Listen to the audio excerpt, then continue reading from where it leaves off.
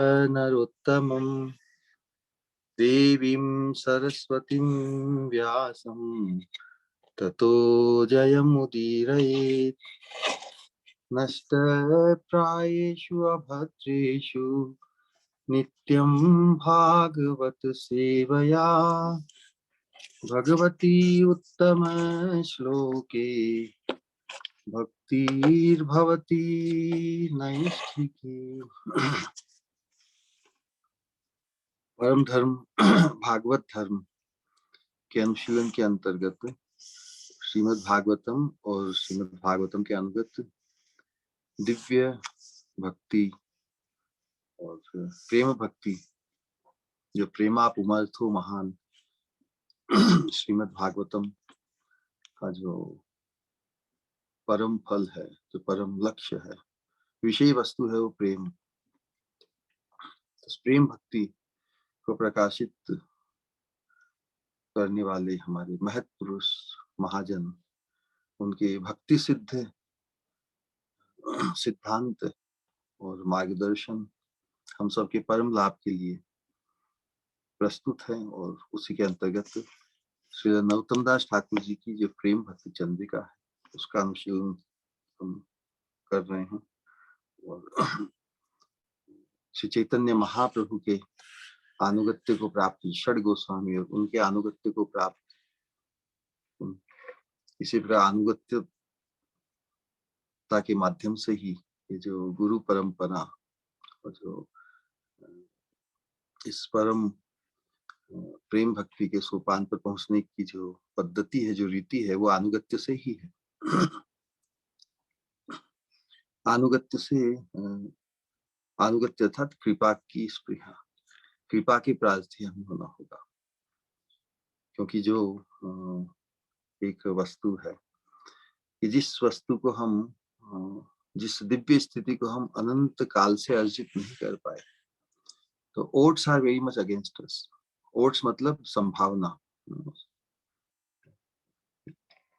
बहुत अगेंस्ट है। क्या क्या कैसे संभव है जिस चीज को हम अनंत काल से अर्जित नहीं कर पाए। इसीलिए अनंत काल से संसार की अनेक अनंत योनियों में अनेक बार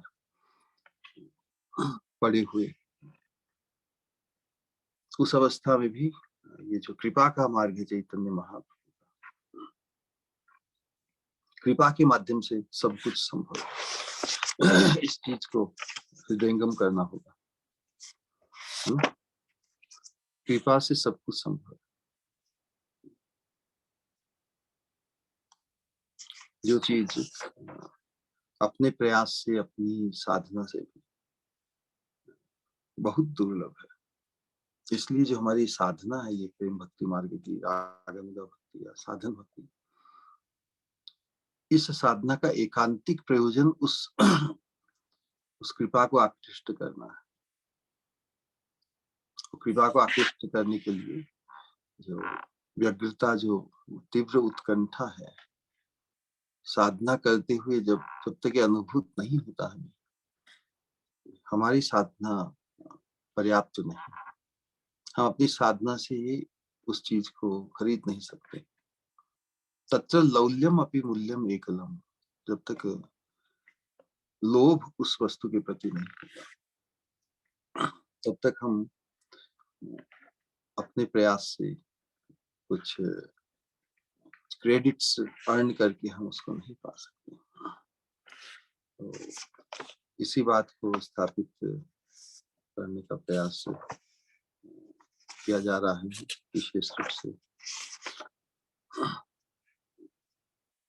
और जब इस प्रेम प्राप्ति की जो प्रणाली है, जो रहस्य है, वो यही कि उन महत् पुरुष जो जिनका हृदय, जिनकी चित्तवृत्ति संसार वासना से बिल्कुल निर्मूल होकर वासना, भगवान की प्रीति, भगवान की सुख, भगवान के आनंद, ऐसे महत् पुरुषों के प्रति यदि हमारी प्रीति, अनुरक्ति यदि उत्पन्न होती है, ये जो प्रीति है, इसका रहस्य यही कि हम किसी व्यक्ति को इतना धन्य माने इतना ब्लेस्ड माने कि उसकी कृपा ही चाहे केवल। तो उस प्रकार का भाव जब किसी महत् पुरुष के प्रति होता है, तब उनके हृदय की जो प्रीति का भाव है, वो स्थानांतरित होता है। इसकी यही पद भगवान भी उस कृपा को जब देखते हैं कोई साधक उनके शुद्ध भक्त के प्रति अनुकूल और प्रीतिमय भाव से अनुगत्य को प्राप्त किया है, तो भगवान की जो कृपा है वो उस महत् पुरुष के को ही द्वार बनाकर के माध्यम से ही साधक में स्थानांतरित होती है, संक्रमित होती है। इस रहस्य को हमें अच्छी तरह से समझना है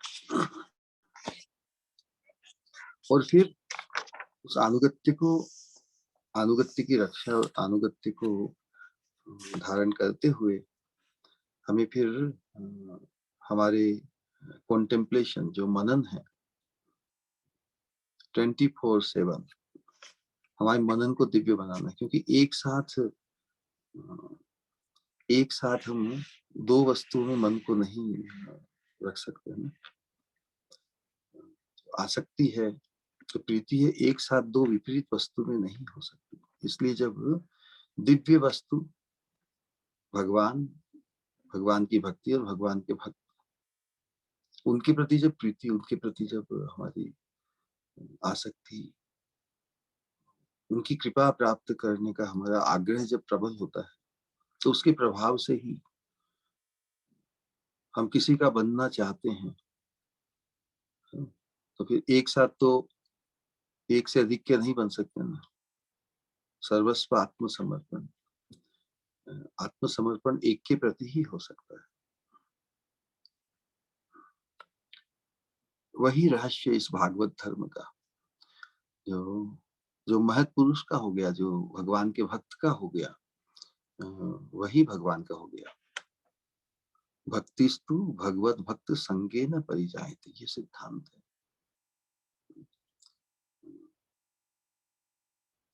तो महत् संग के उनके सानिध्य से, उनके अनुगत्य को प्राप्त करते हुए, उनकी आज्ञा का पालन करते हुए जब हम इस नवधा भक्ति, हमारी जो साधन भक्ति है, श्रवण कीर्तन आदि,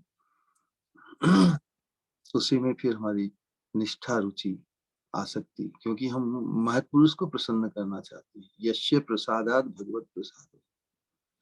साधन भक्ति में हमारा कहाँ इतना मन लगता है, लेकिन जब हम किसी को प्रसन्न करने के लिए यदि उनकी आज्ञा है, तो हम अवश्य उसमें हमारी निष्ठा, रुचि और आसक्ति भी बढ़ जाएगी।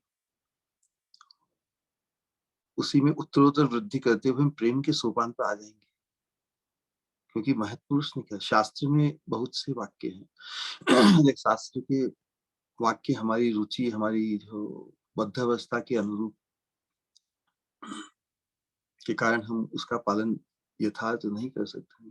तो शास्त्रों के उपदेश भले ही भगवान के उपदेश है, डायरेक्ट भगवान की वाणी, पूर्व महाजनों के उपदेश है, लेकिन उन्हें क्रियान्वित कौन कराएंगे?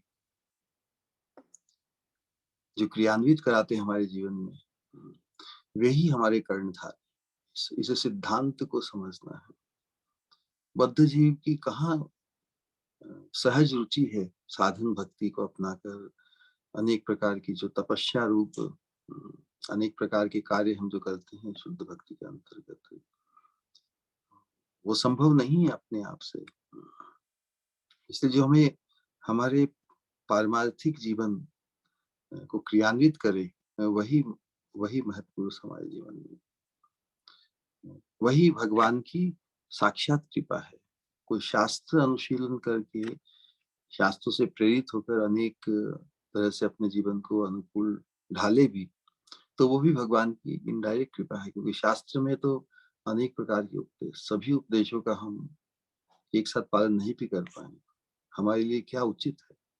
तो फार्मेसी की, जिस पर मेडिसिन की दुकान होती है, उसमें हजारों प्रकार की दवाइयाँ होती है बुखार को मिटाने के लिए। हमें किस प्रकार का बुखार है और किस किस तरह, किस डोज सबका प्रमाण, हमारी अवस्था का वो डायग्नोस करके जो फिजिशियन, डॉक्टर हमें जो निदान करके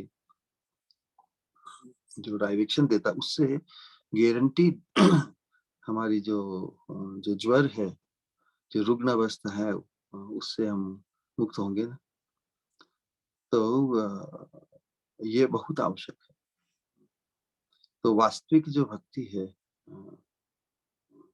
या जो परम पुरुषार्थ की प्राप्ति, जीव का जो परम प्राप्तव्य है या परम पुरुषार्थ, यह प्रेम साधु संग को, साधु कृपा से ही प्राप्त होता है। इस चीज को हमें हृदय में बैठाना है। भक्तिस्तु भगवत भक्त संगेन परिजायते, सत्संग प्राप्यते पुंभिस पूर्व जन्म सुकृतैर। सत्संग जो हमें मिलता है वो पूर्व जन्म की सुकृति, क्योंकि सत्संग का संस्कार अक्षुण है, अखंड, अच्युत है। सत्संग एक पल के लिए भी किया तो जिंदगी भर की तो सत्संग की परंपरा शुरू हुई। इसलिए तुलयाम लवे नापी न स्वर्गम न पुनर्भव, भगवत संगी संगस्य मर्त्यानाम की मुक्ताशिष। महत्पुरुष का संग हमें पूर्व जन्म की सुकृति, अर्थात वही महत् संग हमने पूर्व जन्म में भी किया। उसी की परंपरा के अंतर्गत हमें सत्संग तो प्राप्त होता है। करोड़ों जन्म में भी हमने सत्संग प्राप्त किया है, लेकिन उस सत्संग को परम सोपान पर, परम मुकाम तक नहीं ले गए, क्योंकि भगवत भक्त में हमारी अनुरक्ति नहीं हुई। भगवत भक्ति, भगवत भक्त संगेन, संगेन मतलब वही आसक्ति, अटैचमेंट। हम भगवान को पाना चाहते हैं, लेकिन भगवान चाहते हैं कि जो मुझे प्रिय है हम उन्हें चाहें। जो मुझे प्रिय है उनकी पूजा मुझसे अधिक भगवान स्वयं मानते हैं। ये भागवत का रहस्य जनमानस में बहुत मुश्किल से उतरता है। तो भगवत भक्त के संग से ही भगवत भक्ति उत्पन्न, क्योंकि वो गारंटी है। जिसने भगवान के भक्त के प्रति उस प्रीति का भाव जागृत हो गया, तो इट गारंटीज आवर कृष्ण प्रीति, क्योंकि और कोई आकांक्षा जीवन में रह ही नहीं सकती। लेकिन जब तक भगवत भक्त में, वैष्णव में, शुद्ध भक्त में हमारी अनुरक्ति नहीं होती, तब तक भटकाव, अनेक प्रकार के भटकाव संभव है। जब तक प्रीति नहीं होती, किसी वैष्णव को हम इतना ब्लेस्ड माने कि उनके प्रति मर्त्य बुद्धि चली जाए, उन्हें मनुष्य संसार का नहीं माने। भगवान का जन्म, तो भगवान का जो जन्म वो तो भगवान जैसा ही है ना। वो दृष्टिकोण जब हमारा जागृत होता है, यस्य देवे परा भक्ति यथा देवे तथा गुरौ तस्यैते कथिता ह्यार्था प्रकाशन्ते महात्मना, है ना। तो इसीलिए शास्त्र कहते हैं कि यही बात है कि अल्प काल का भी साधु संग, यदि हम उस दृष्टि, वो भाव हमारा किसी के प्रति उत्पन्न हो जाता है, तो हमें फिर भगवत प्राप्ति या भगवान की प्रीति के अलावा और कोई आकांक्षा रह ही नहीं सकती। जिन अनर्थों से मुक्त होने के लिए हम अपने प्रयास से, साधना से करते हैं, वो अनर्थ निवृत्ति एकदम फास्ट ट्रैक पे आ जाती है, क्योंकि भगवान को प्रसन्न करने का अनुभव हमारा नहीं है। भगवान जिस रूप में हमारे जीवन में आते हैं, किसी के प्रति ऐसी प्रीति है ना, यस्य देवे परा भक्ति, यस्य यथा देवे तथा गुरु। भगवान के तुल्य हम किसी को मानने लगे, कैसे संभव है। ये श्री गुरु के प्रति ही, शुद्ध भक्त के प्रति ही, महत् पुरुष के प्रति ही, जिस महत् पुरुष के प्रति हमारा ये भाव जागृत हो जाएगा, तो वो हमारी भगवत प्रीति को सफल कर देगी। तो इसीलिए ये अनुगत्य को प्राप्त करना, अनुगत्य को अनुभव करना, हम किसी के बन के रहना चाहते हैं ना संसार में भी, तो उसी प्रकार हमें जो भगवान का बन गया है उसका बनना है। उस भाव को धारण करते हुए फिर जब हमारी मनन भक्ति, ये जो रागानुगा भक्ति का मनन के साथ है आज किस प्रकार महत कृपा से, महत संग से ये संभव बनता है भगवान की अनुरक्ति, उसका निरूपण करेंगे। लेकिन सिद्धांत तो एक बार कि जिस धन को हम पाना चाहते हैं उस धन की आकांक्षा हमारी जीते जी ही इस साधक शरीर में रहते हुए ही अंतश्चिंतित देह में ही आसक्त है ना, इसलिए। लेकिन जिस जिस नश्वर देह में हम आसक्त हैं, इसके संबंध से ही नहीं हम आसक्त है, तो हमें उस नश्वर देह की जो आसक्ति है उसे अपने अंतश्चिंतित देह, क्योंकि वो हमारा जो सिद्ध देह है, शाश्वत शरीर है, नित्य हमारा जो हमारे स्वरूप के अनुरूप उस शरीर, उस रूप को पाकर हम अपने स्वरूप में नित्य अवस्थित रह सकते हैं। लेकिन इन नश्वर शरीरों के अनुभव के साथ तो हम स्वरूप के अनुरूप हमारी क्रिया, हमारी प्रवृत्ति, कर्मणा मनसा वाचा नहीं हो सकेगी। तो हम ये नश्वर शरीर नहीं है, इसका मतलब नहीं कि हम शरीर नहीं, आत्मा होने कहने का मतलब ये नहीं कि आत्मा के शरीर नहीं। ये जो वर्तमान शरीर या जो अनंत योनियों से, ये आत्मा के अनुरूप नहीं है। आत्मा की जो फीलिंग, विलिंग, डूइंग, जो संवेदना है, जो संकल्प शक्ति है, जो करने की जो क्रिया शक्ति है, वो बार बार इस नश्वर शरीर के माध्यम से हमेशा अतृप्त रहती है। इसीलिए, और लेकिन जिसके माध्यम से हम अपनी आत्मा की इच्छा, संकल्प को व्यक्त करते हैं, उसी शरीर में हम आसक्त हो जाते हैं। इतना यूज्ड टू हो गए हम इस नश्वर शरीर से। तो महाप्रभु का ये जो प्रेम भक्ति का मार्ग है, ये हम हमारे चिन्मय शरीर, शाश्वत शरीर को प्रकाशित करता है, उसकी चिंता में हमें दीक्षित करता है।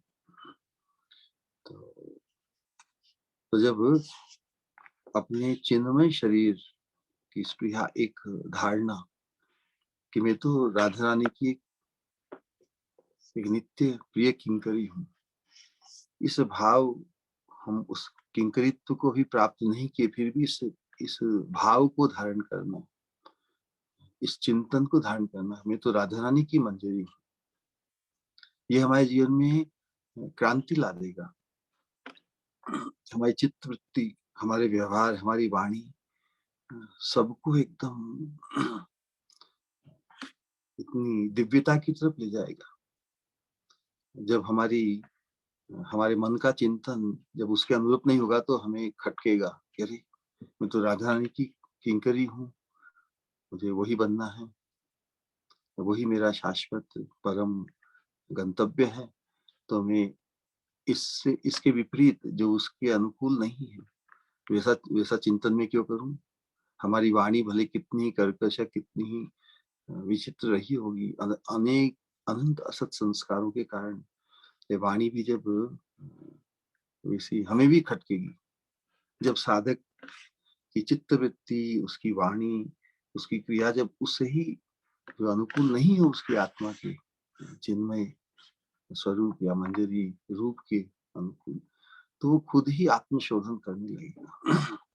फिर उसका आवेश साधना का नहीं होगा कि मैं कितना श्रेष्ठ भक्त हूँ, बल्कि उसकी अनुभूति होगी कि मैं श्रेष्ठ ही नहीं बन पाया। ये बहुत चमत्कारी है। ये राग भक्ति का जो मार्ग है, रोमांचक है। हमारी पूरी चित्तवृत्ति को, हमारे पूरे चिंतन को एकदम झकझोर देती है, झंकृत कर देती है। इतना बड़ा सौभाग्य कृपा से संभव है। जिस सौभाग्य को पाए अपनी योग्यता से, हम कभी योग्यता का विचार रह ही नहीं सकता। श्रेष्ठ बन के भी, जो श्रेष्ठ बन के भी जो अपने आप को श्रेष्ठ ही नहीं माने, यही पैराडॉक्स है, यही विरोधाभास है। तो लेकिन जब तक हम अपने आप को श्रेष्ठ मानते हैं, मान ही लिया तो वहां पे ठप हो गई गाड़ी। हमें अपने आप को श्रेष्ठ ही नहीं मानना, क्योंकि श्रेष्ठ होते तो उसका परिणाम क्या होता, हम उस किंकरित्व को, हम पार्षदत्व को प्राप्त कर लेते ना। उसकी प्राप्ति तो हमें कब होगी, इस मृत्यु के, इस देह के पात के बाद नहीं होगी। तो हमें हमारी धारणा और आकांक्षा बस उसी को लक्ष्य करके हम इस जीवन को यापन करेंगे। जितना जीवन हमें मिला है ये बोनस के रूप में है, क्योंकि ये जीवन की समाप्ति कभी भी हो सकती है, लेकिन भगवान की कृपा से इस मोमेंट पे नहीं हो रही है। तो जितना भी जीवन हमारा बाकी है उसको हम बस उस चिंता में ही, अपने गंतव्य की चिंता से अपने आप को निरत नहीं करेंगे कभी।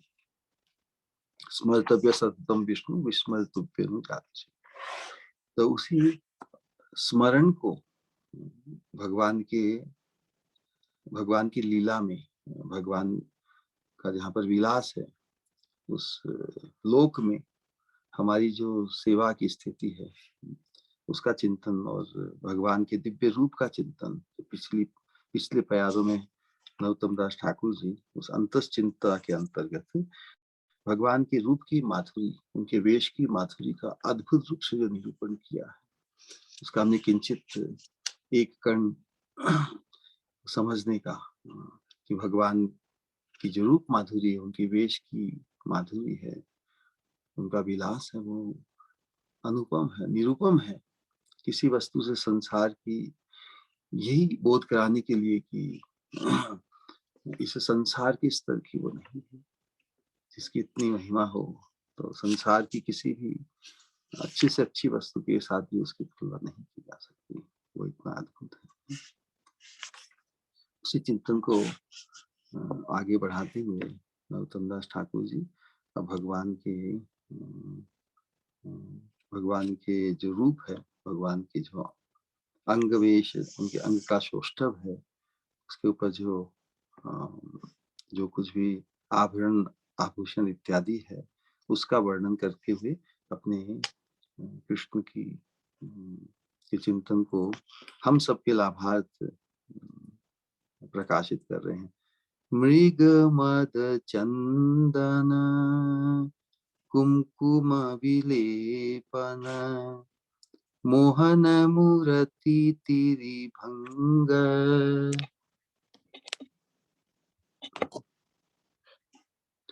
नवीन कुसुमावली श्री अंगे शोभये भाली मधुलोभे फिरे मत्त भंग। क्या अद्भुत भाव व्यक्त किया है यहाँ पर। अंग में जो भगवान की जो लेप किया जाता है, श्याम गौरी अंगे दीपो चंदनीर गंध चामर ढुलाबो कभी हिरिबो मुख चंद्र राधा श्याम प्राण मोर जुगल किशोर। इस साधना का जो अंतिम सोपान है उसके अंतर्गत जो लालसामयी प्रार्थना है ना नरोत्तम दास ठाकुर जी की, ये सब स्टेज पे हमारे साथ रहेगी। तो हम जितनी बार इसका भावपूर्वक अंतस चिंतन से अपने दिव्य रूप से, हम दिव्य रूपवान है, उस दिव्य रूप को हमें पाना है। दिव्य मतलब जो सच्चिदानंद है, जो शाश्वत है, जिसमें रुग्ण अवस्था, जिसमें रोग अवस्था, वृद्ध अवस्था, जो मृत्यु को प्राप्त नहीं होता, उस दिव्य रूप से अपना चिंतन। मैं तो राधा रानी की किंकरी सुंदरी हूँ, अपना एक सुंदरी रूप है ना। तो फिर पुरुष भाव का स्पर्श ही जड़मूल से समाप्त हो जाएगा। पुरुष भाव के कारण ही हम, भोक्ता भाव के कारण ही अनंत जन्मों से अनंत योनियों में भटक रहे हैं, कि राधा रानी की किंकरी बनने से फिर पुरुष भाव नहीं। क्योंकि यहाँ पर तो राधा रानी के अनुगत्य को जो प्राप्त, उनके भी अनुगत्य को हम प्राप्त होना चाहते हैं, प्राप्त करना चाहते हैं। तो यहाँ पर जो अंतस चिंतन के अंतर्गत ही नरोत्तम दास ठाकुर जी, उनकी जो त्रिभंग महिमा है, मृग मद चंदन कुमकुम विलेपन मोहन मूर्ति तिरिभंग। भगवान भगवान का जो की जो अदा है ना, अदा ठाम, ठाम कहते हैं भंगिमा को ना, तिरिभंग। और फिर कुसुम माल्यादि नवीन कुसुमावली श्री अंगे शोभये भली। कुसुम माला आदि की शोभा का वर्णन। मधु लोभे फिरे मत्त भृंग। भगवान के तो मधु लोभे, एक तो भगवान का जो दिव्य अंग है वो भी, उसकी भी अद्भुत अंग सौरभ है ना, गंध सौरभ। और साथ में फिर भगवान की श्री अंग पर जो माला धारण की है, तो माला भी धन्य हो जाती है। माला की भी शोभा और उसकी गंध और दिव्य हो जाती है। यही बात बता रहे कि मृग मद चंदन कुमकुम विलेपन है ना भगवान के श्रीअंगों पर। तो भगवान का श्रीअंग कैसा है, जो पिछली त्रिपदी में हमने वर्णन किया, नव नव जलद है ना, नूतन काले घनश्याम, जो बादलों का जो रंग है प्राय दिव्य, और उस पर फिर कस्तूरी, कुमकुम यहाँ कहने का कस्तूरी, चंदन कुमकुम आदि की तिलक की शोभा भगवान की हो रही है। तो जिस प्रकार कहते हैं जिसका करे संग उसका लागे रंग, तो उसी प्रकार भगवान तो आनंद मूर्ति है, आनंद के आगार है। तो भगवान के श्री अंगों पर जो भी वस्तु लेपित होती है तिलक रूप में या स्पर्श रूप में, वो भी आनंदमय बन जाती है ना। तो उसी प्रकार भगवान का जो भगवान जो अमृत सिंधु है या उनका माधुर्य सिंधु है, तो उनके श्री अंग पर जो भी आ जाता है वह भी माधुर्यमय हो जाता है। इसीलिए भगवान के श्री अंग से संबंधित जो भी वस्तु है उसकी माधुर्य को ही बता रहे हैं। भगवान तो स्वयं माधुर्य मूर्ति है, लेकिन जो भी उनके श्री अंग माधुर्य मूर्ति से संलग्न होते वो भी माधुर्यमय हो जाते हैं। देखिए ब्रज की लीला में भगवान की बाल लीला के अंतर्गत भगवान जब मस्ती करते हैं और घुटुरन वन चलते हैं, तब पूरी मिट्टी कीचड़ पानी सब भगवान के श्री अंगों पर आ जाता है। तो सुखदेव गोस्वामी ने वहां भी वर्णन किया है कीचड़ को भी भगवान का अंग राग, क्योंकि वो कीचड़ अब साधारण नहीं रहा, भगवान ने अपने श्री अंग पर जिसे धारण किया है। तो सुखदेव गोस्वामी उसे भी अंग राग, मतलब जो बहुत सुगंधित और बहुत ही आकर्षक है, भगवान की श्री अंग का स्पर्श पाकर वह भी दिव्यता को प्राप्त कर लेता है। भगवान देखिए बछड़ों के पीछे पीछे जाके उनकी पूंछ को पकड़ के, हम कभी कभी बछड़े भागते हैं तो घसीटे जा रहे हैं, पूरा श्री अंग धूल से ओतप्रोत होता है। भगवान की अलकावली है, उसके ऊपर फिर गौओं की बछड़ों की धूल से उनका चेहरा बहुत बढ़िया। तो धूल किसी के ऊपर लग जाती है तो वो मेला लगता है ना, उसको साफ किया जाता है, लेकिन भगवान के श्री अंगों पर जो धूल धारण की है उनकी माधुरी को बढ़ा देती है। गोपी गीत के अंतर्गत भी एक श्लोक है, कुटिल कुंतलम, स्मृति नहीं लेकिन गोपियों ने उसी रूप को चाहा है जो धूल से दूषित होकर अलकावली पर भी आ गया हो। तो किसी आवरण, भगवान के माधुर्य को कोई भी संसार की वस्तु या कोई भी वस्तु आवृत नहीं करती, उनकी माधुर्य को बढ़ाती ही है। देखने के लिए प्रेम दृष्टि चाहिए, प्रेम का भाव चाहिए। तो इसी प्रकार भगवान के श्री अंगों पर धारण होके ही धूल भी दिव्य बन जाती है, उसकी ही शोभा, उसी का माधुर्य है। तो कितनी अद्भुत बात यहाँ पर, मृगमद चंदन कुमकुम विलेपन मोहन मूर्त तिरि भंग। और अ, भगवान की जो ऑलरेडी ही मनोहारी है, लेकिन उनका जो मनोहारित्व है, जो उनकी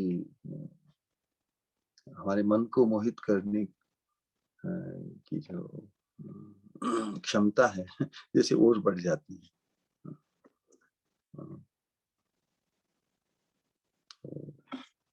बहुत से आचार्यों ने, भक्तों ने इसी प्रकार का अपना अनुभव, जयदेव गोस्वामी का जो गीत गोविंद है उसके अंतर्गत भी, और लीला शुक जो कृष्ण कर्णामृत जो दो काव्य हैं, जिनका अनुशीलन चैतन्य महाप्रभु करते थे जगन्नाथपुरी में, राय रामानंद और स्वरूप दामोदर गोस्वामी।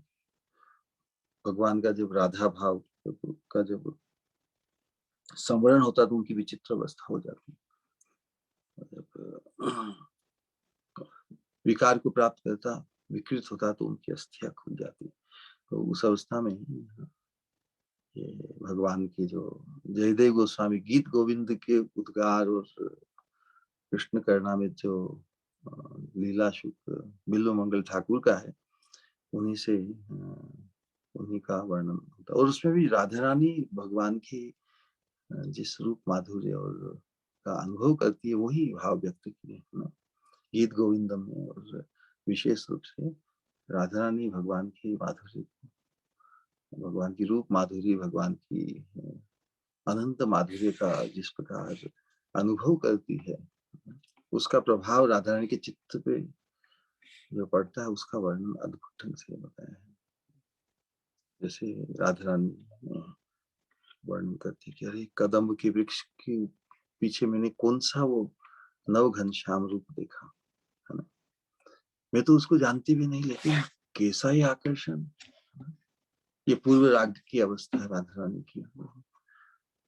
भगवान को लेकर ही, भगवान के साथ लौकिक दृष्टि से तो कोई संबंध है नहीं, है ना, लेकिन आकर्षण ऐसा कि वो तो नित्य सिद्ध है, वो तो नित्य स्वकीय है, उनके ही है। लेकिन योग माया ने उस प्रेम को परम सोपान तक पहुंचाने के लिए महाभाव, क्योंकि जो संबंध का जो भाव है, द्वारका की जो महिषीगण है, उनका जो प्रेम है वो अनुराग तक विस्तार को प्राप्त करता है,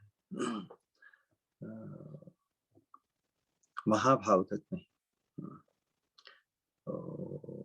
वैसे महाभाव का वर्णन सुनकर वो भी चमत्कृत होती है गोपियों के सौभाग्य को, और फिर राधा रानी के सौभाग्य की तो बात ही है, जो मादनाक्य महाभाव एक्सक्लूसिव, जो कृष्ण को भी प्राप्त नहीं, है ना। ये कैसी अद्भुत बात है कि राधा रानी का जो सौभाग्य, Radha Rani is the richest. विचार कीजिए क्यों, क्योंकि सबसे परम धन क्या है, तो प्रेम है। प्रेम धन बिना ऐ दरिद्र जीवन, दास करी वेतन मोरे देह प्रेम धन। ये जो प्रेम से लबालब है, कृष्ण विरह में राधा रानी इस प्रकार का उद्गार करती है। वास्तव में Radha Rani is the richest, because जो परम धन है, और परम धन में जो मादनाक्य महाभाव को प्राप्त जो परम, वो तो एक्सक्लूसिव है, वो परम धन उससे ज्यादा। लेकिन भगवान सबसे इज मोस्ट प्लेस, इसलिए भगवान का भी एक नाम है श्री भगवान वाच्य। किसी किसी भक्तों ने या साधकों ने इसको ट्रांसलेट किया द मोस्ट ब्लेसेड वन, सुना होगा आप लोगों ने, the most blessed one. Shri भगवान वाच्य मतलब the most blessed one spoke, भगवान। तो राधा रानी जिन्हें प्रेम करे, उससे उससे बड़ा तो सौभाग्य और किसी का नहीं हो सकता, मोस्ट ब्लेसेड। तो श्याम सुंदर मोस्ट ब्लेसेड होकर भी, लेकिन परम धनी तो राधा, हमारी स्वामी श्रीमती राधिका रानी जो प्रेम से संपन्न है। तो जो परम प्रेमी है श्रीमती राधा रानी, वो जिन्हें प्रेम करे तो वो तो मोस्ट ब्लेसेड हो जाएंगे ना। मोस्ट ब्लेस्ड राधा रानी के कारण ही राधा संगी यदा भाति तदा मदन मोहन, भगवान के रूप माधुरी का जो कि पराकाष्ठा प्राप्त अवस्था राधा रानी के सानिध्य में ही होती है। राधा संगी यदा भाति तदा मदन मोहन, अन्यथा विश्व मोहोपि स्वयं मदन मोहित है। कहने का आशय यही है कि जो प्रेमी होता है, जो सच्चा प्रेमी किसी का, वही सबसे धनी है, और वह जिसे प्रेम करता है ही बिकम्स द मोस्ट ब्लेस्ड। तो नेचुरली राधा रानी हमारी सजाती है ना, राधा रानी प्रेमी है भगवान की। तो हमें तो जो रिचेस्ट है उनके अनुगत्य को पाना है, राधा रानी के अनुगत्य को पाना है, क्योंकि हमारी कैपेसिटी क्या कि हम किसी को प्रेम कर पाए। हमें तो राधा रानी का जो महिमा, उनके प्रेम की माधुरी है, राधा रानी की जो एक्सक्लूसिव पोजीशन है, जिस पोजीशन को पाने के लिए श्री कृष्ण भी कातर भाव से आतुर है, इसीलिए तो महाप्रभु के रूप में आए कृष्ण। तो इस चीज को समझते हुए जो ये जो रूप का वर्णन है भगवान का, किस प्रकार राधा रानी के प्राणों को खींचता है। बिनी परिचय मोरे, राधा रानी कहते बिनी परिचय मोरे पराण केमन करे, जीते की पारिये पासरीते। भूला भी नहीं जाए अब तो, भगवान के रूप का ऐसा आकर्षण राधा रानी की चित्तवृत्ति को खींच रही है। कपाले चंदन चांद, ये बंगाली पदों की जो अभिव्यक्त हुआ भाव अद्भुत है। कपाले चंदन चांद कामिनी मोहन फांद, अंधारे करी आछे आला, अंधकार में भी उजाला कर दिया। मेघेर ऊपरे चांद सदाई उदय करे, निशी दिशी शशि शोलो कला। आकाश का चांद है वो तो रात में ही प्रकाशित होता है, दिन में तो विरूपता को प्राप्त करता है। राधा रानी जब चित्तवृत्ति में है ना, उनकी चित्तवृत्ति में श्याम श्याम चांद है, यह है ना विरोधाभास। चांद तो उज्जवल होता है, और ये तो श्याम भी उस उज्जवल चांद से भी अधिक उज्जवल, फिर चित्तवृत्ति में पूरा उसका आलोक छा गया। मेघेरे ऊपर चांद सदाई उदय करे, मेघ है श्याम, श्याम तो घनश्याम है, उसके ऊपर जो भगवान का जो चांद है वो क्या है, कपाल पर जो उनका बिंदु चंदन का, चंदन बिंदु, चंदन का टीका, वो भी पूर्ण चंद्र है। भगवान के रूप का जो परिचय है उसमें साढ़े कितने चांद हैं भगवान के रूप में, भगवान के अंग सौष्ठव 24.5 चांद हैं। 24.5 चांद का हमें चिंतन करना चाहिए। बहुत अद्भुत हुई बात। तो 24.5 जो चांद उनको गिनाया जाए, कल्पना कीजिए कि भगवान की श्री अंग में किन किन किस किस अंग को चांद के साथ उपमा की है। तो देखो हम भी शायद कोशिश करेंगे गिनाने के लिए। तो मुख चांद ना, भगवान का जो मुखार बिंद है उसकी तुलना भी चांद से, एक चंद्रमा से, के पूर्ण चंद्रमा से, है ना। उसके बाद में भगवान के जो कपोल है तो वो भी एक चांद है। 2 चांद हुए, कितने चांद हुए? 3 चांद हो गए। और एक जो यहाँ पे वर्णन किया है कपाले चंदन चांद, 4 चांद हुए क्या नहीं? अब बाकी अभी तो बहुत भगवान की जो नख चंद्र है, नख चंद्र से जो द्युति निकलती है तो 10 10 चांद नख और 10 पैरों के भी कितने हुए? 24 चांद हो गए ना। 20 नखों की, हाथ की और अंगुलियों और पैरों की अंगुलियों के। एक तो मुख चांद, फिर कपाल चांद और चंदन चांद। एक आधा चांद बाकी रह गया। आधा चांद कौन सा है? कोई कोई कल्पना करके बता सकता है? अर्धचंद्र भगवान के श्रीअंग में कौन सा है? तो इस प्रकार 24 चांद का वर्णन। एक चांद ही व्यक्ति को इतना आकृष्ट कर सकता है, जिसके रूप में, जिसके अंग में 24 से भी अधिक चांद प्रकाशित हो और दिन रात समान रूप से उज्जवल रहता हूँ। विकृत वो विकार को नष्ट नहीं होता, क्योंकि भगवान के श्री अंग पर धारण हुआ है।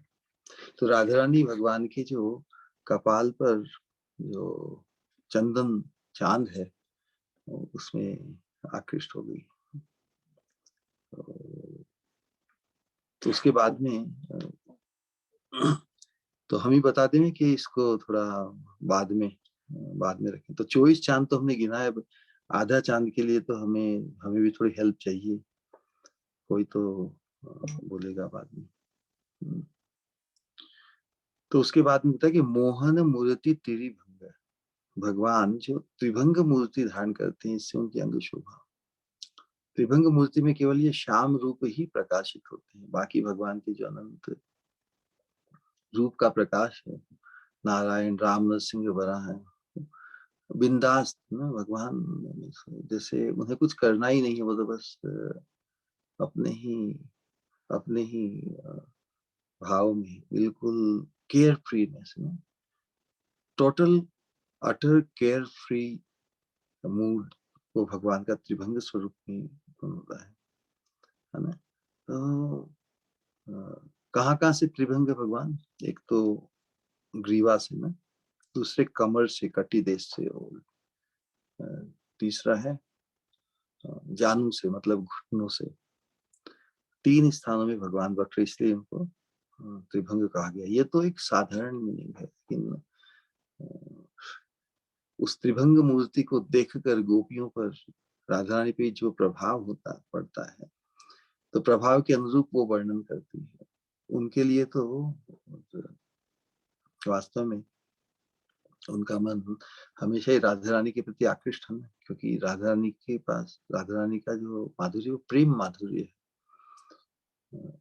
रूप माधुर्य को भी वो प्रेम माधुर्य का जो तूफान है, वो एकदम उद्वेलित कर देता है। तो हमेशा ही भगवान रूप माधुर्य सिंधु होते हुए भी राधा रानी के प्रति सतत आकृष्ट होते हैं। तो हम जो चैतन्य महाप्रभु के अनुगत्य को प्राप्त हैं, इस प्रकार श्याम सुंदर राधा रानी में अनुरक्त है, इस भाव को हमें, क्योंकि हमारी स्वामिनी का भाव है, हमारी स्वामिनी, हमारी सर्वस्व, हमारे कृष्ण कहने से तो बोध होता है कि भगवान ना, हमारी भगवान तो श्रीमती राधिका रानी है, जिनके अनुगत्य को, जिनके प्रति, जिनके भाव को पाना चाहते हैं सतत श्याम, जो शाम को भी चमत्कृत करती है, शाम को भी जैसे कुछ विशेष जो राधा रानी में उन्हें प्रतीत था, जो स्वयं को भी वंचित समझते हैं, वो अभाव जो शाम को भी अभाव के भाव का अनुभव कराए, इस दृष्टिकोण को पाना होगा। भगवान जो सर्वस्व, भगवान गीता में कहते कि अहम सर्वस्व प्रभु मत्तः सर्वम प्रवर्तते। भगवान की अंकुश के बाद इच्छा मात्र से सब कुछ उन्हें प्राप्त है ना। हमारे विश्वनाथ चक्रवर्ती ठाकुर ने इस बात को स्थापित किया कि यदि भगवान को सब कुछ प्राप्त है, तो फिर उनमें एक चीज की कमी तो होगी ना, कि उन्हें किसी चीज का अभाव नहीं है। ये चीज की कमी हो गई। तो उस अभाव की पूर्ति राधा रानी का जो प्रेम का भाव है, उस भाव को पाना चाहते हैं श्याम सुंदर। सर्वगुण संपन्न है, सभी कुछ भगवान को प्राप्त है। एक चीज की कमी है कि उनमें कुछ किसी चीज का अभाव ही नहीं है। तो ये है ना पैराडॉक्सिकल चीज। भगवान सभी चीजों के स्रोत है, तो उन्हें किसी चीज का अभाव है ही नहीं। तो फिर अभाव से, अभाव का जो भाव होता है, उसमें कैसा सुख है, क्या अनुभव है, वो अनुभव कराते हैं उन्हें राधा रानी, हमारी स्वामी। तो राधा रानी से ही भगवान जैसे पूर्णता को प्राप्त करते, पूर्ण होते हुए भी जो एक अपूर्णता है उसकी पूर्ति राधा रानी करती है। तो अभाव के भाव को अनुभूत कराती है हमारी स्वामी। राधा रानी का आकर्षण, का जो प्रेम माधुर्य इतना अद्भुत है कि भगवान भी उनकी अवस्था को देखकर, उनकी ओवरवेल्म्ड अवस्था को देखकर सोचते हैं ये क्या, ऐसा भी क्या, इतना सुख जो अभिभूत कर देवे। भगवान भी प्रेम करते हैं गोपियों से, राधा रानी से, लेकिन वो अपनी भाव विभोर या अपनी आपे को नहीं छोड़ते ना, अपने आपे में ही रहते हैं। That's why we say that Krishna is in control always, always, always. तो हमेशा ही जो कंट्रोल में रहेगा, he has to be conscious ना। सबके ही नियामक ईश्वर है वो। बहुत चीजों में कॉन्शियस होना पड़ता है। राधा रानी तो श्याम सुंदर में इस प्रकार भावीभूत हो जाती है कि उन्हें आगे पीछे कुछ दिखता ही नहीं। इस ऐसी अवस्था श्याम सुंदर पाना चाहते हैं। तो एनीवे, तो जो राधा रानी की अवस्था को प्रकाशित श्याम सुंदर के रूप को देखकर उनके हृदय में जो आती है, उन्हें भगवान का चांद, उनके ललाट पर जो चंदन चांद है वो भी उन्हें बहुत ऐसा कि दिन रात उनके चित्त पटल पे छाया रहता है ना। आकाश का चांद तो केवल रात में ही चमकता है, और वो भी फिर एक दिन ही, महीने में एक दिन ही पूर्ण चंद्र, उसमें भी कभी कभी ग्रहण रूपी कलंक या उसमें बाधित हो जाता है। लेकिन ये तो निशीदिनी शशि शोलो कला पूर्ण प्रकाशित है ना। तो इसीलिए भगवान त्रिभंग क्यों हुए, क्योंकि उनकी राधा रानी के प्रति ही उनके सीधे खड़े रह ही नहीं सकते। हमेशा उनकी जो ब्रजवासी या गोपियां इस प्रकार सोचती थी कि भाई इनका जो माधुर्य का भार है ना, भगवान माधुर्य मूर्ति है जिसके प्रति सभी गोपियां आकृष्ट है, राधा रानी आकृष्ट है। तो माधुर्य का भार वो वहन नहीं कर पा। जिस प्रकार किसी व्यक्ति के कंधे पर भी बहुत बड़ा भार रख देवे, वो एकदम स्ट्रेट कितनी देर तक खड़ा रहेगा, तो फिर थोड़ा ऐसे है ना, बैठ जाता है थोड़ा कंधा भी और थोड़ी कमर भी। इस प्रकार उसी प्रकार माधुर्य के भार को भगवान धारण करने में अक्षम है, इसके लिए ऐसा ऐसा सोचती थी गोपियां कि इसीलिए ऐसे। लेकिन वास्तविकता है, हमारे गौड़ीय आचार्य भक्त कहते हैं कि नहीं, राधा रानी के पल्लू का स्पर्श पाना चाहते हैं, किसी तरह झुक के, किसी तरह ना, व्यक्ति जैसे एकदम सावधान रहे तो दूसरे भी सावधान हो जाते हैं। तो भगवान से त्रिभंग हो गए जैसे बिल्कुल बिंदास एकदम रिलैक्स्ड है, तो हमेशा अवसर देखते हैं किसी प्रकार राधा रानी का स्पर्श हो जाए। तो क्योंकि त्रिभंग ललित मूर्ति जो भगवान की है, तो हम सबके दर्शनों के हमें मोहित करती है, मोहन मूर्ति। और ये मोहन मूर्ति सभी को आकृष्ट करती है। कीट पतंग, ब्रज की लीलाओं में तो वनस्पति वृक्ष सभी विपरीत भाव को प्राप्त करते हैं। भगवान की रूप माधुरी, भगवान की वेणु माधुरी, त्रिभंग भंगिमा उनकी जो विशेष रूप से यहाँ पे वर्णन किया जा रहा है, सभी को आकृष्ट करती। इसलिए भगवान को कहते सर्व आकर्षक में, ऑल अट्रैक्टिव कृष्णा। लेकिन क्या हमारा आकर्षण भगवान के प्रति जो हम जो श्रवण करते हैं, ब्रजवासियों का भगवान में जो आकर्षण है, हम इसको सुनकर बहुत अच्छा लगता है। तो इसलिए होना चाहिए कि हमारा भी वैसा आकर्षण जागृत हो। किस प्रकार जागृत होगा? भगवत माधुरी हमें भी इस तरह आकृष्ट करे कि दूसरा आकर्षण सब समाप्त हो जाए। यही हमारा अभीष्ट है ना। हम इच्छा भी करते हैं, फिर भी हमारे संसार का जो आकर्षण है, संसार के असत पदार्थ, असत संबंधों में जो हमारा आकर्षण है, वही हमें सहज लगता है। इसलिए श्रवण करने में साधकों को हमको अच्छा लगता है भगवान की इस रूप माधुर्य का वर्णन, त्रिभंग अवस्था का वर्णन बहुत अच्छा लगता है ना, बहुत अच्छा लगता है। फिर भी इतना चित्त डीप नहीं गया ना कि हमें सतत वो ही वो भावे। तो उसके लिए क्या आवश्यकता है? एक ही आवश्यकता है, कुछ महत कृपा का संयोग हो जाए। महत कृपा का संयोग होगा तो हमें फिर वो आकर्षण भगवान भी जो हमारी स्वामिनी को इतना आकृष्ट करते हैं, तो वही सौभाग्य है उनकी कृपा से, आनुगत्य से। तो राधा रानी की नजरों से, राधा रानी के नजरिए से, राधा रानी जिस भाव से भगवान के रूप माधुर्य का आस्वादन करती है, राधार महिमा, भाव राधिका माधुरी, राधा रानी का जो भाव है उसके माधुर्य का आस्वादन करने के लिए कृष्ण भगवान चैतन्य महा भाव राधिका माधुरी आस्वादन सुख कार्य जयति कृष्ण चैतन्य जय, जय कली प्रगटे ब्रजराज। इस कलयुग में चैतन्य महाप्रभु रूप में ब्रजराज प्रकट हुए इसी इसी इसी का अनुभव करने के लिए। तो महत कृपा का यदि संयोग हो जाए, लेकिन हम जो हमारी अवस्था जो बद्ध अवस्था अर्थात हम किससे बंधे हैं? अपराधों के अपराध भाव से बंधे हैं। इसके लिए महत कृपा पूर्णतः उजागर नहीं होती। महत कृपा का विपरीत क्या होता है? महत विद्रोह ना। तो हमारी बद्ध अवस्था के कारण हम महत कृपा को लक्ष्य करने की अपेक्षा महत विद्रोह ही कर देते हैं।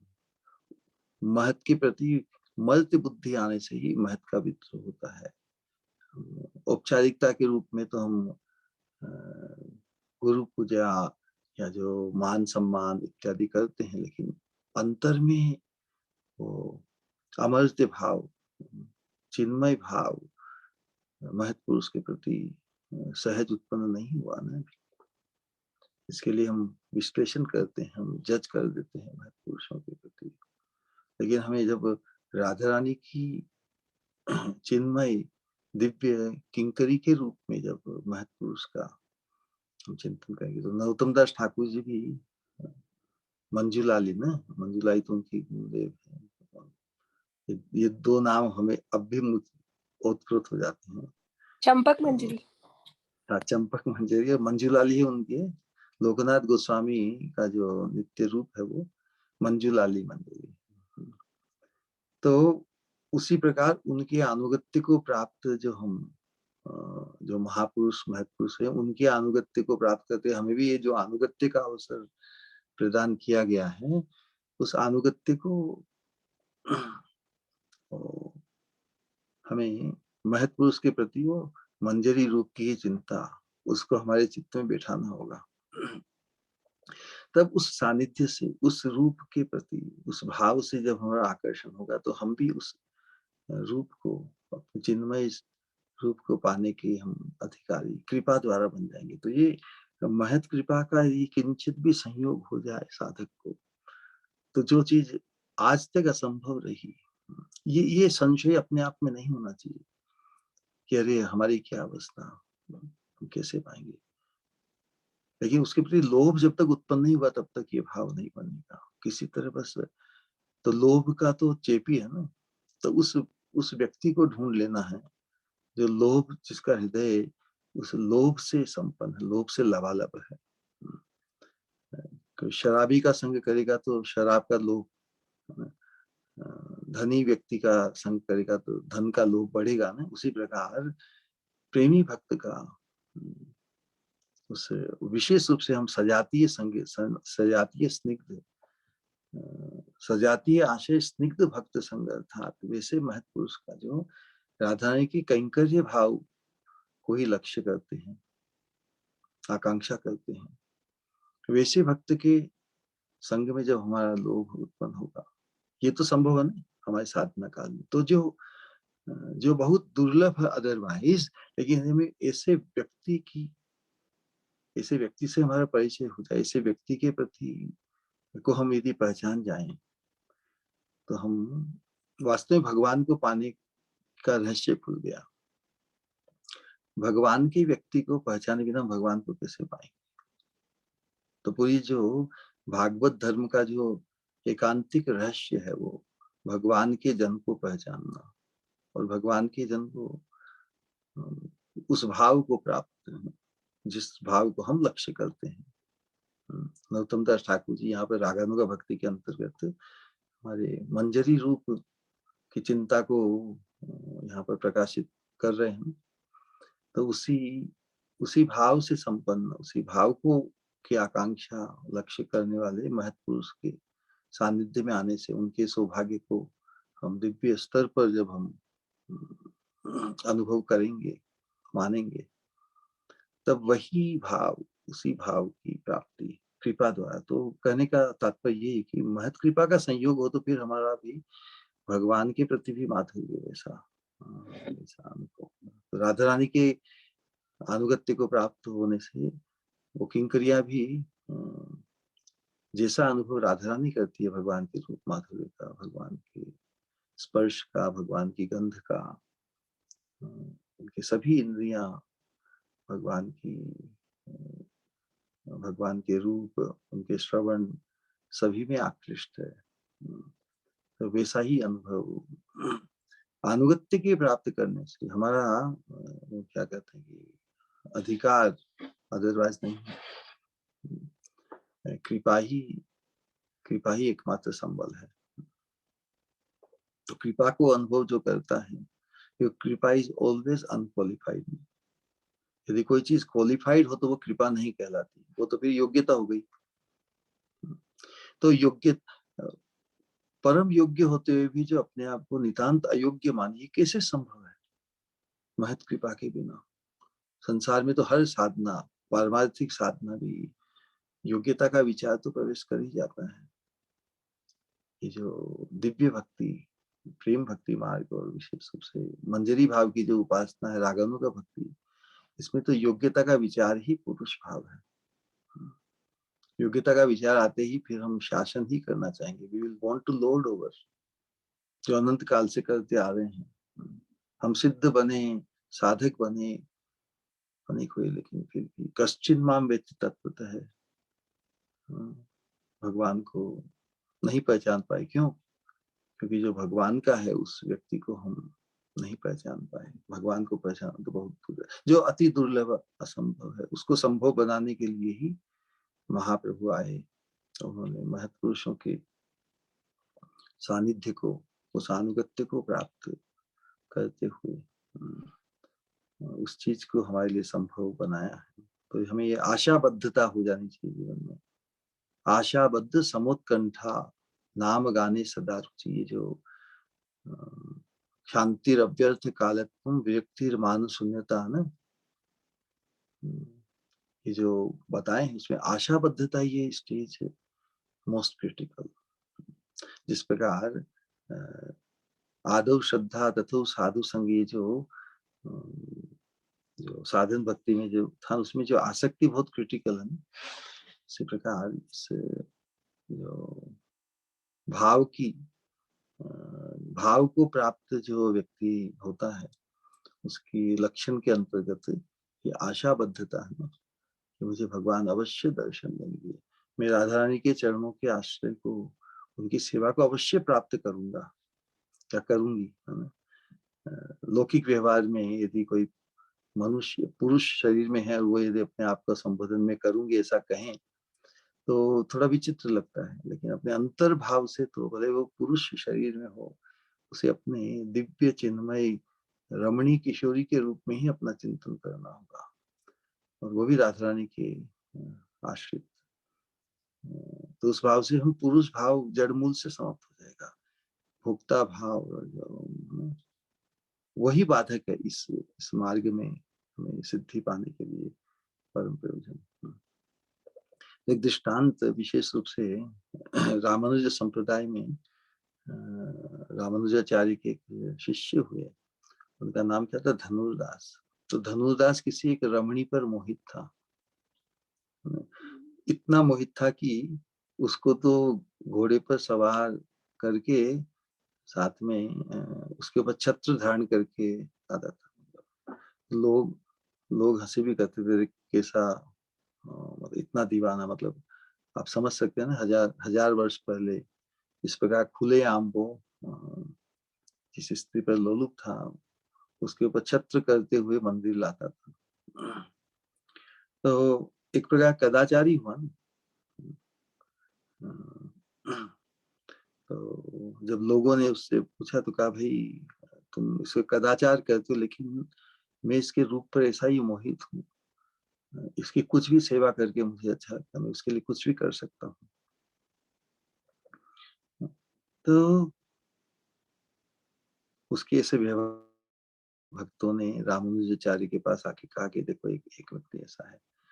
रामानुजाचार्य ने कहा, मंदिर आता है ना, इसके लिए एक बार आकर करे, अरे धनुर्दास,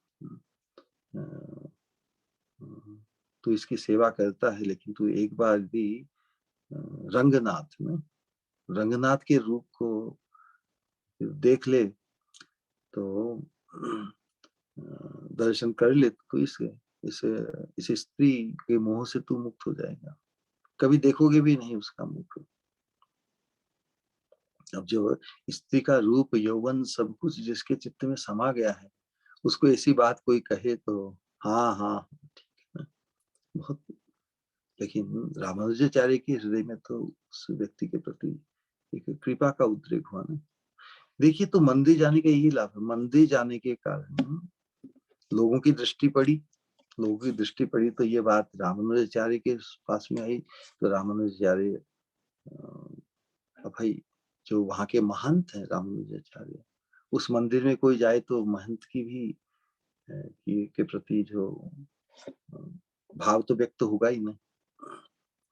तो रामानुजाचार्य के हृदय में जब ये कि ये मंदिर लेके आता है अपनी स्त्री को इस प्रकार सेवक बनकर तो उसके ऊपर कृपा करनी चाहिए। तो रामानुजाचार्य ने यही कहा कि तुम, तो वो धनुदास बोलता है कि भाई रंगनाथ जी के दर्शन तो मैं डेली करता हूँ, लेकिन मुझे तो जो मोह, जो आकर्षण है, आसक्ति इस स्त्री के प्रति है, मुझे तो वैसा सौंदर्य भगवान में नहीं दिखता। ही वॉज वेरी ऑनेस्ट ना।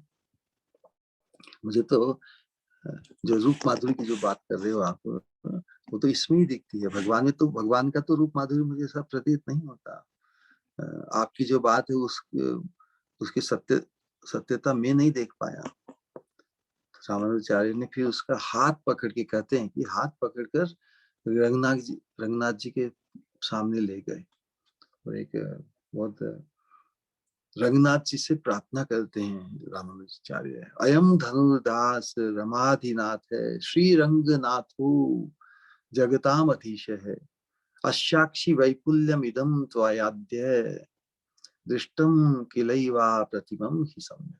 बहुत जो रामानुज संप्रदाय में है साधक, वो इससे विदित है। स्वयं रामानुजाचार्य ने उसका हाथ पकड़कर रंगनाथ से प्रार्थना करके, हे रंगनाथ जी, धनुदास को कह रहे कि हे वत्स धनुदास, तुम एक बार रंगनाथ के दर्शन को, अयम धनुदास रमाधिनाथ, रमाधिनाथ है ना रंगनाथ, तुम श्री रंगनाथ जगताम अधीश, जगत के अधीश, अशाक्षी वैपुल्यम इदम त्वयाद्य, अशाक्षी अपने आंखों से, वैपुल्यम इदम त्वयाद्य,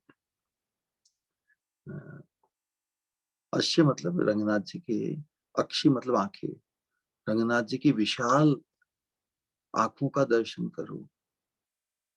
ये रंगनाथ तुम्हारे सामने विराजमान है,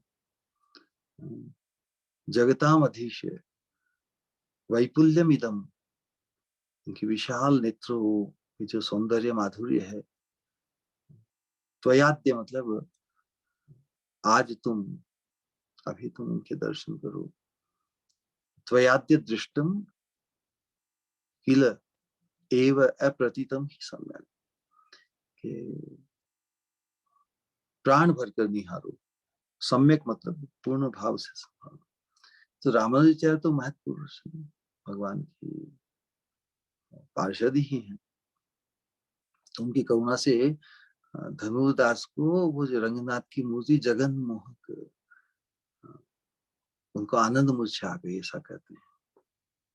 आनंद मूर्छा आने के बाद में फिर वो उस असत संग से, जो कामिनी में जो उसकी जो अनुरक्ति थी, उससे मुक्त हो गया। सब कुछ त्याग कर रामानुजाचार्य के अनुगत्य को चरणाश्रित होकर रंगनाथ की सेवा में उन्होंने शेष जीवन बताया। तो धनुर्दास की कथा है। तो ये तो एक बात है। उसी प्रकार महत्पुरुष की कृपा से, महत्पुरुष का संपुट लग जाए तो जो सहज आकर्षण आत्मा का भगवान के सौंदर्य के प्रति होता है, वो जागृत हो जाता है। तो महत कृपा के बिना तो औपचारिकता के रूप में हम सुंदर से सुंदर वस्तु को भी देखे, भगवान का भी दर्शन हो जाए, तो भगवान के प्रति कहाँ आकृष्ट होकर उनके शरणागत हुए। पूर्व युगों में साधना बहुत करके बहुत से लोगों ने अपने संकल्प की सिद्धि के लिए भगवान के दर्शन भी प्राप्त किए। तो भगवान के सानिध्य से वो वंचित रहे, क्योंकि उन्होंने भगवान से भगवान का सानिध्य नहीं पाया, क्योंकि भगवान का जो रूप माधुर्य है, जो इसलिए भगवान अष्टभुजा में प्रकाशित हुए। बहुत चतुर्भुज में विराजित, चतुर्भुज अष्टभुजा जो उसमें वो माधुर्य की तो माधुर्य इतना नहीं है, उसमें तो ऐश्वर्य प्रकाशित है। तो भगवान को जब हम माधुर्य मूर्ति में के रूप में जब दर्शन, तो भगवान की माधुर्य के भाव को जिन्होंने चखा है, वैसे महत्पुरुषों के अनुगत्य को जब हम प्राप्त करते, तो भगवान का जो अथाह माधुर्य सिंधु है, वो हमारे चित्त पटल में प्रवेश कर जाएगा। यही कहने का आशय है। तो साक्षात माधुर्य मूर्ति त्रिभंग ललित भगवान के माधुर्य की तो कोई तुलना ही नहीं। उनके ऐसा सौंदर्य माधुर्य जिस प्रकार भगवान श्री कृष्ण का वर्णन किया, वैसा सौंदर्य माधुर्य और किसी भगवत स्वरूप का नहीं ना। और विशेष रूप से एक गोवर्धन लीला के अंतर्गत महिमा आती कि भगवान ने जिन्होंने गोवर्धन धारण किया, उनकी भी रूप माधुरी, उनकी अदा माधुरी, उनकी त्रिभंग अदा सब कुछ प्रकाशित हुई। तो बता दें कि जिनको भगवान के रूप माधुर्य ने जो ठगा गया या जो आकृष्ट हो गया, उसके सौभाग्य की तो तुलना नहीं। तो उस दृष्टिकोण से बताते हैं कि हमारे भारतवर्ष में भी 4 दिशाओं में 4 नाथ प्रकाशित है। दक्षिण में है रंगनाथ ना, उत्तर में बद्रीनाथ, पूर्व में है जगन्नाथ और पश्चिम में है द्वारकानाथ। तो 4 नाथों के दर्शन करके भी जब तक हम एक नाथ और रह गए, वो कौन है? श्रीनाथ। यदि श्रीनाथ जी का दर्शन नहीं किया तो चारों नाथों के दर्शन भी पर्याप्त नहीं, क्योंकि रूप माधुरी तो श्रीनाथ जी मतलब श्री कृष्ण में ही प्रकाशित। लेकिन जो एकमात्र श्रीनाथ जी के दर्शन जिसने कर लिए, उसके लिए फिर 4 और किसी नाथ के दर्शन की आवश्यकता नहीं, क्योंकि श्रीनाथ जी अपने आप में परिपूर्ण है, उनसे ही सबका विस्तार है। तो इस भाव को भी वैष्णव लोग व्यक्त करते हैं कि श्रीनाथ जी के दर्शन जब तक नहीं प्राप्त होते तक सभी दर्शन अधूरे हैं। तो कहने का एक आशय अपने अंतर का भाव है। तो हम जिस भाव को पाना चाहते हैं, भगवान की जिस रूप माधुर्य के प्रति राधा रानी जिस भाव के कारण उसका अनुभव करती है माधुर्य सिंधु को, उसी प्रकार एक कथा बिल्व मंगल ठाकुर के जिन्हें आती है, वो दक्षिण भारत में है ना बिल्व मंगल ठाकुर। जब भगवान का भगवान का भाव उनके हृदय में जागृत हुआ कृपा से, पूर्व जन्म का और संस्कार और चिंतामणि जो वैश्या में जो लोलुप थे, उसके बाद में फिर जब उन्होंने और किसी स्त्री के प्रति उनकी लोलुपता देखकर जब उन्होंने अपने आंखों को ही सुई से नष्ट कर दिया, तो बस अंतःचक्षु खुल गए भगवान। इतना वैराग्य कि भाई इन इन ठगीनी आंखों के कारण ही मैं संसार के काम के वशीभूत हुआ, तो ये तो यही तो मेरी अंतराल कर रही है तो आंखों। तो लोग उनकी उन्मत्त अवस्था को देखकर उन्हें कहते क्या थी, या फिर ये घटना उन्होंने अपनी आंखें फोड़ी उसके पहले की अवस्था होगी, जो भी हो, कहने का आशय है उन्हें लोग उनकी कृष्ण के प्रति उन्मुख अवस्था देख कहते, देखिए भगवान तो सब जगह ही है, सब जगह प्रकाशित है, तो यहाँ पर रंगनाथ भी विराजमान हैं, तो आप इनके ही दर्शन कर लो। विठलनाथ है ना, विठलनाथ, रंगनाथ, उनकी उन मूर्तियों के दर्शन कीजिए, तो आपका जो विरह, जो आपके जो व्याकुल हो रहे हैं भगवान के दर्शन के लिए, आप वृंदावन जाना चाह रहे हैं, तो आपके प्राण को शांति मिलेगी। तो इस प्रकार तसल्ली देते थे लोग। तो उनको शुक्र बिल्वमंगल ठाकुर, उन्होंने श्लोक भी लिखा है। श्लोक के अंतर्गत का जो भाव है यही है कि ब्रजवालों में जो श्रेष्ठतम राधा रानी है, राधा द्वारा परिवित श्री कृष्ण के अतिरिक्त मैं अन्य किसी उपास्य को नहीं देखूंगा। राधा रानी और गोपियों से आवृत जो उपास्य है, श्री कृष्ण के अलावा मैं और किसी रूप को नहीं देखूंगा, यही मेरी निष्ठा है, इसलिए मैं तो वृंदावन ही जाऊंगा। तो ये निष्ठा हमारे पूर्व आचार्यों ने, जयदेव गोस्वामी ने भी, बिल्वमंगल ठाकुर ने भी, उन्होंने भगवान के उस रूप को जिसमें राधा रानी और गोपियों से आविष्ट है, परिवृत्त है ना, उसको बताइए। पूर्व के हमारे आचार्य, पर आचार्य, उसके बाद में जो राधा रानी की अनुगत्य को प्राप्त करने का जो प्रकाश, षड गोस्वामियों ने, चैतन्य महाप्रभु के बाद, तो पूर्व आचार्य था चैतन्य महाप्रभु के पूर्व जो हुए बिल्वमंगल ठाकुर, और राधा रानी के भाव को पुष्ट का भाव का जो आस्वादन कर रहे थे, उसकी उसमें वृद्धि होती थी इनके जयदेव गोस्वामी और बिल्वमंगल ठाकुर के कृष्ण करणामृत, जयदेव गोस्वामी के गीत गोविंदम का अनुशीलन करने से। इसलिए हम जिस अनुगत्य को लक्ष्य करते हैं, तो क्या तो हम इसका क्यों अनुशीलन कर रहे हैं, क्योंकि हमारी स्वामिनी का ये भाव है। हमारी स्वामिनी श्याम सुंदर के माधुर्य का जो अनुभव करती है, तो उसमें उसके प्रति हमारी विशेष श्रद्धा भाव होगी। तो लेकिन उस सौभाग्य को हम उनके अनुगत्य से प्राप्त करेंगे। ऐसा नहीं कि राधा रानी जिस प्रकार कृष्ण को प्रेम करती है, मैं भी कृष्ण को उस प्रकार से प्रेम करूंगी, ये ये संभव नहीं है। हमारी क्या औकात है, हमारी क्या कैपेसिटी, हम तो इस नश्वर देह को ही स्वयं मान रहे हैं। राधा रानी का, गोपियों का तो चिन्मय दिव्य अवस्था, तो भगवान के पार्षद, जो भगवान के प्रिय, भगवान भी जिनके प्रेम से आकृष्ट हैं, उनके सौभाग्य की हम नकल करेंगे क्या? बहुत से लोग कहते हैं अरे अपनी पत्नी में थोड़ा, ये हमारी राधा है।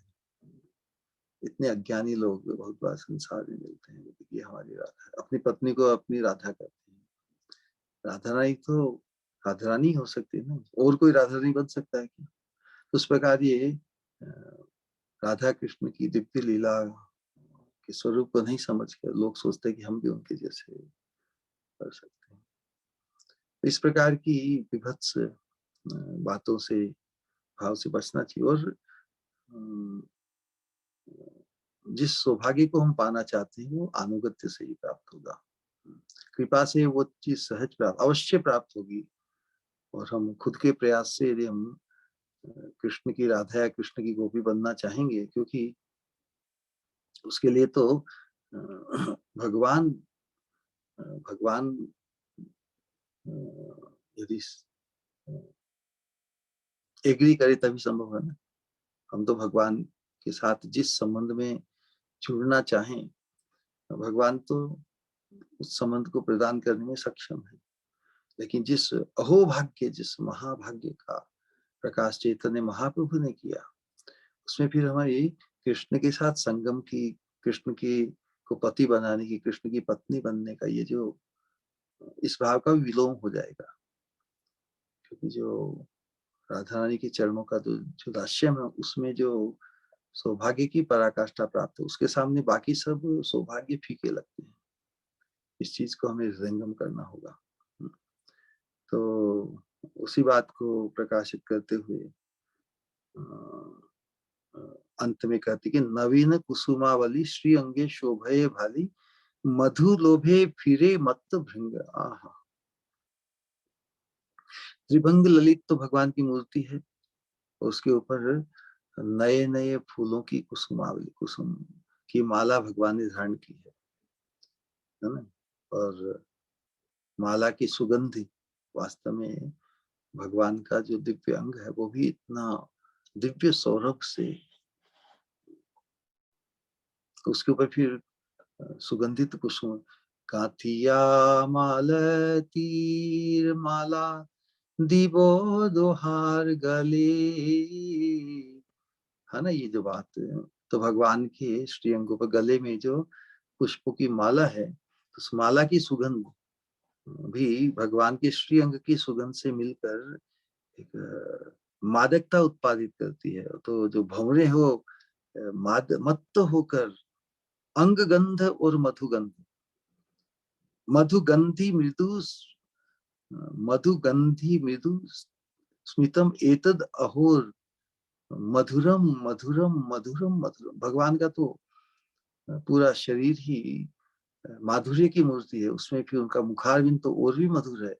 और मुखारविंद पर जो उनकी मधुर मुस्कान है, मधुगंधी स्मितम मधुर एतद अहोर मधुरम मधुरम मधुरम मधुरम। तो माधुर्य राशि से ओत प्रोत उड़ेल रही है श्रीअंग, श्रीअंग पर जब कुसुमों की, सुगंधित कुसुमों की माला से आकृष्ट होकर, है ना, जब भगवान धारण करते हैं बड़े प्यार से, बड़े आदर से, बड़े शौक से भगवान के अनंत शौक है श्रृंगार करने का। श्रृंगार मूर्ति है तो शौक तो रहेगा नहीं। सब कुछ, सभी माधुर्य के सभी लक्षण, सभी उनकी अंग भंगिमा, दृष्टि भंगिमा, सभी कुछ तो उनके माधुर्य का ही वर्णन करते हैं। और जो उनके माधुर्य में आकृष्ट गोपियां और राधा रानी, तो उनकी देखा देखी अब भंवरे भी कहाँ पीछे रहेंगे। तो भगवान का जो, भगवान के श्रीअंग पर जो माला भी धारण होती है, भगवान की स्वरूप भूत हो जाती है आत्म भाव को। वहां तो चिन्मय जगत में सब कुछ ही चिन्मय है, आत्मा है, आत्मा का ही विलास है। जो फूल है वो भी नश्वर नहीं, वो जड़ पदार्थ नहीं, वो भी दिव्यता को प्राप्त करते हैं। इस प्रकार आत्मा का जो वर्णन भगवद गीता में अच्छेद्यो हम अदायो हम अक्लेद्यो अश्वस्य, उसी प्रकार माला भी मुरझाती नहीं, गंधहीन नहीं हो जाती कुछ समय के बाद में शाम से। एक पद के साथ नरोत्तम दास ठाकुर के इस प्रेम भक्ति चंद्रिमा की जो महिमा है, उनके उद्गारों को जो उन्होंने, उनके अनुगत्य को प्राप्त भक्तों ने और जो और भी अपने भाव को व्यक्त किया है, और फिर उनके अनुगत्य को प्राप्त करके वर्तमान में जो आचार्य भक्तों ने प्राप्त किया, तो ये अनुगत्य प्रणाली को हमें बढ़ाता ही चला जाना है। ऐसा नहीं कि हम इतने श्रेष्ठ हो गए कि अब हम हम किसी को अनुगत्य मिले, नहीं, हमें अनुगत्य के भाव की रक्षा करनी ही होगी। तो किस प्रकार राधा रानी भगवान की इस रूप माधुरी, त्रिभंग ललित अवस्था और माला धारण किए हुए जो भंवरे मंडरा रहे हैं, ओतप्रोत हो रहे हैं। सर्वत्र जो भगवान तो विनोद मूर्ति है ना, तो सर्वत्र ही विनोद ही आनंदाम बुद्धि वर्धन, उस प्रकार भगवान का रूप माधुर्य राधा रानी को लुभा रहा है। उस माला को देख के एक पद जो प्रस्तुत मिला कि विनोद गले, है ना, विनोद भगवान का नाम, विनोद गले विनोद माला, विनोद विनोद डुले, कौन विनोदिनी गाथिलो माला, विनोद विनोद फूले। तो कहने का मतलब जो माधुर्य यहाँ पे झलक रहा है, इस प्रकार गोपियां और राधा रानी अनुभव करती है, उनके अनुगत्य को प्राप्त करके हम भी उस सौभाग्य को अवश्य पाएंगे, जिससे संसार की कोई भी वस्तु फिर हमें विनोद नहीं, विनोद के रूप में प्रतीत ना हो।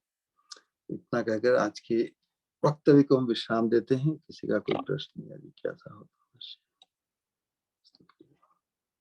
हरे कृष्ण।